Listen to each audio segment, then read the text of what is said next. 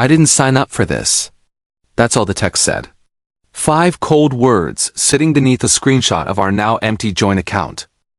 My name's Logan. I'm 32, head mechanic at Wilson's Auto in Spokane.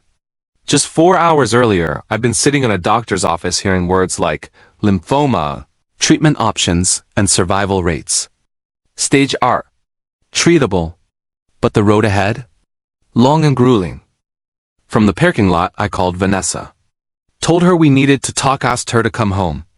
She said she had errands, couldn't right now, but she'd be back later. When I walked through the door, half the closet was empty. Her suitcase was gone. Our wedding photo had vanished from the nightstand. Then came the text. And the screenshot $38,000. Everything we'd saved over 5 years gone. Transferred to an account with only her name on it. I stared at the screen for a full minute. Then typed 2 words, take care. I put the phone down. Opened a beer. Sat on the back deck and watched the sun dip below the horizon. I didn't cry. Didn't throw anything. I just sat there, feeling the world shift beneath me. I could face cancer. But betrayal? That hit differently.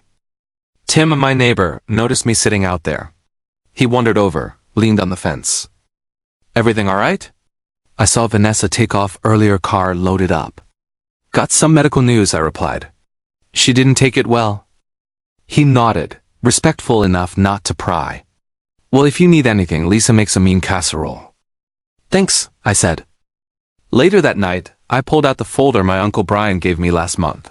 He used to do estate planning before he retired.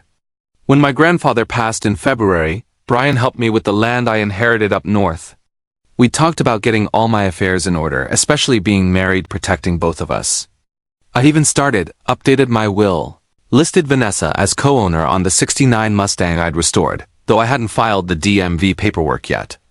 I opened a separate bank account for proceeds from the land sale. All of it was meant to protect us. Her. Funny how that turned out. I picked up the phone and called Brian. Remember that talk we had about estate planning? I asked. There was a pause. Everything okay, Logan? No, I said. But it will be. We met in 2016 at my buddy Drew's wedding. Vanessa was a paralegal, smart, witty, stunning. We moved in 6 months later. Married the next year. The early years were good. We saved. Bought a fixer-upper. I did the hands-on work, cabinets, floors, plumbing. She picked colors and posted before and after pics online. Called us a renovation success story. I lost my dad when I was 13. My mom raised us on a teacher's salary. She drilled into us the value of hard work, living within our means, always having a backup plan.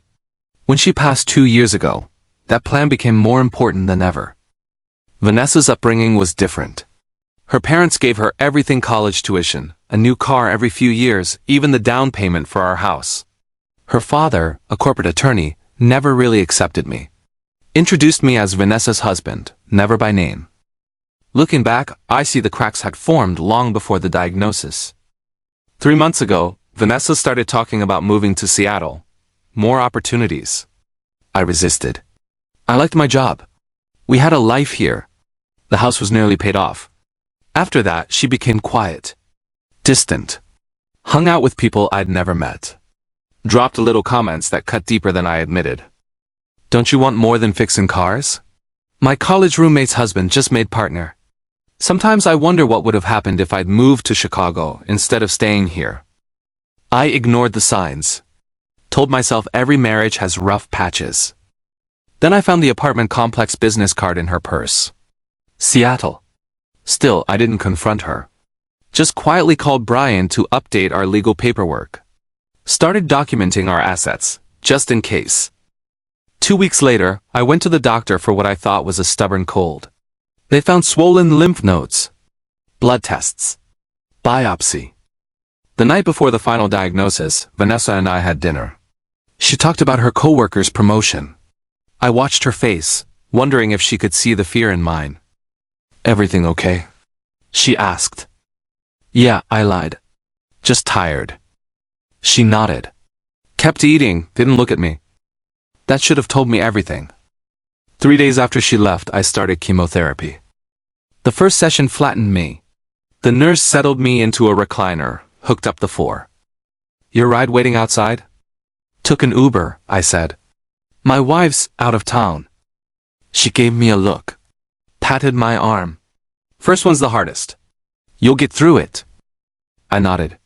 Couldn't trust myself to speak. No one else knew Vanessa was gone, only Tim.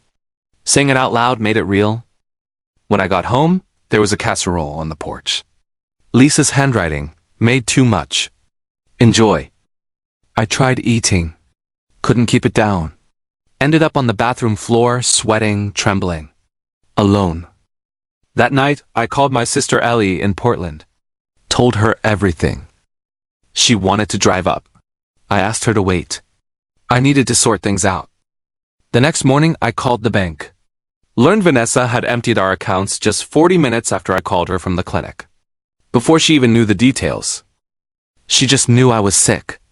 And ran. Something inside me shifted. The sadness hardened. Not into anger, but resolve.